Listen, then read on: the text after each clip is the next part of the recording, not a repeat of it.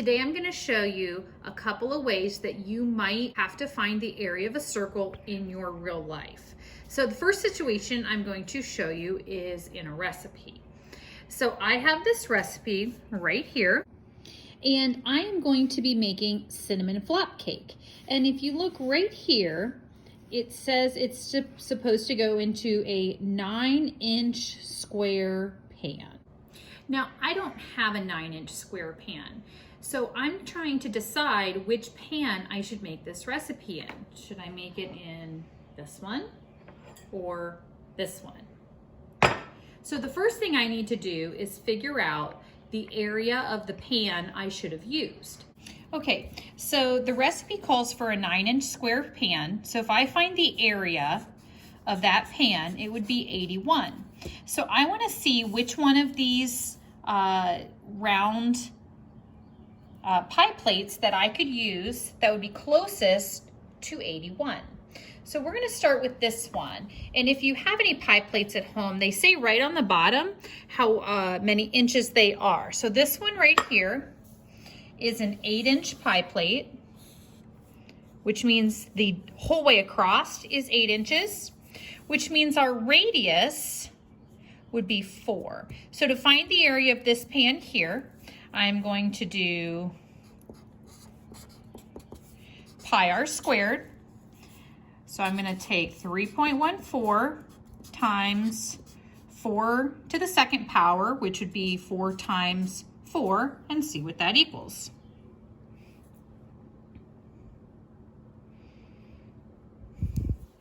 All right, so this pan is 50.24 square inches. So it's quite a bit smaller than the pan I'm supposed to use.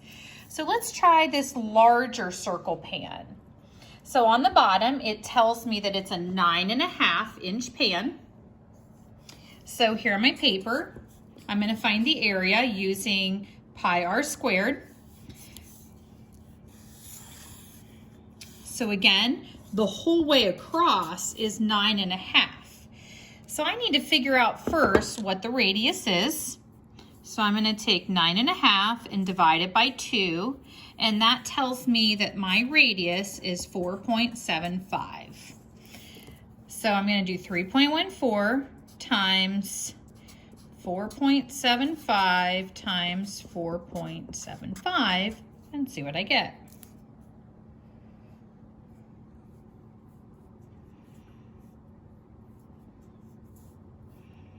And I get 70.85.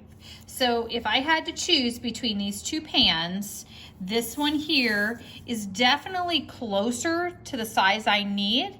It'll probably just kind of poof up a little higher because it's a little bit smaller, but this is definitely the best choice. So the recipe I'm making today is for cinnamon flap cake, and that is for breakfast tomorrow morning for my family. And I have all the ingredients ready and my oven is preheated, so all I have to do is mix up the cake.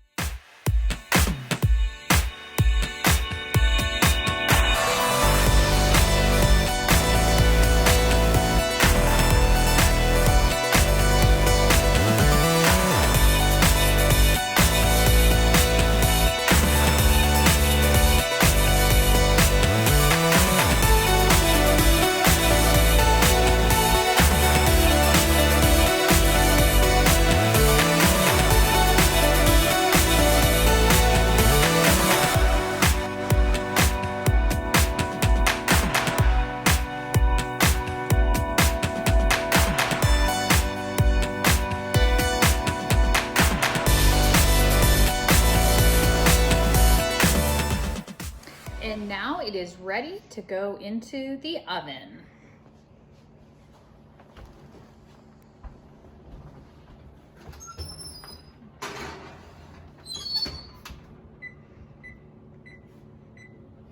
While the cinnamon flap cake is baking, I'm going to show you another way that you might need to use the area of a circle in real life. And that's going to take me out to my garden. So I'll see you in just a minute.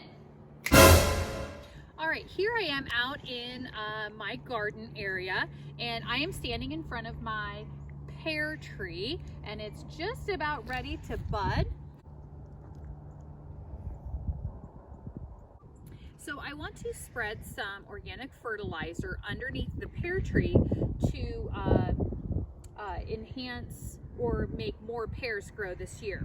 So I need to find the area of my circle here below my pear tree. So I'm going to go ahead and use a tape measure and find the radius of my circle. And the radius of my circle is 66, which is 5 feet 6 inches, so 5.5 feet. So I'm going to find the area of the circle by doing pi r squared. So 3.14 times 5.5 times 5.5. And it's a little bit over 90. So I have my fertilizer, and on the back of my fertilizer, it tells me how much I need to lay down. So 1 cup covers 30 square feet, and I have about 90 square feet, which means I need 3 cups of fertilizer to put underneath my pear tree.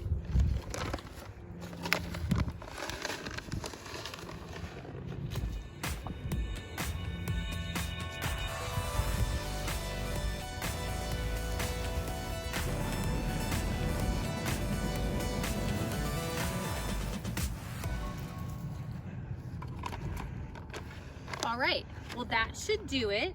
I think it's time for me to go check on my cinnamon flop cake. Okay, here we are back in the kitchen, and I just checked on my cinnamon flop cake, and it has about 4 minutes left, which is just enough time for me to tell you about your assignment that goes along with this video.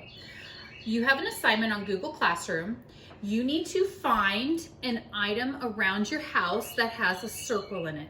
It could be as simple as the bottom of a glass, the top of a can of baked beans, or anything else that you can find that's circular in your house.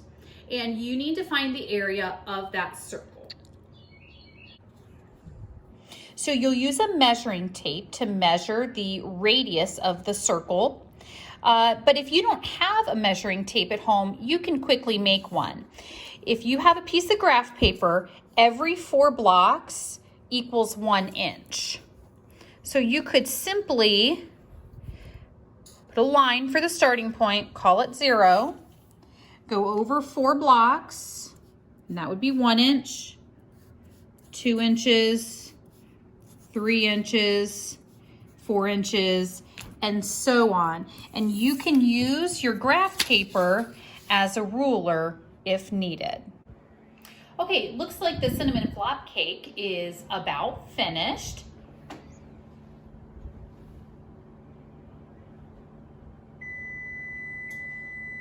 And let's see how it came out.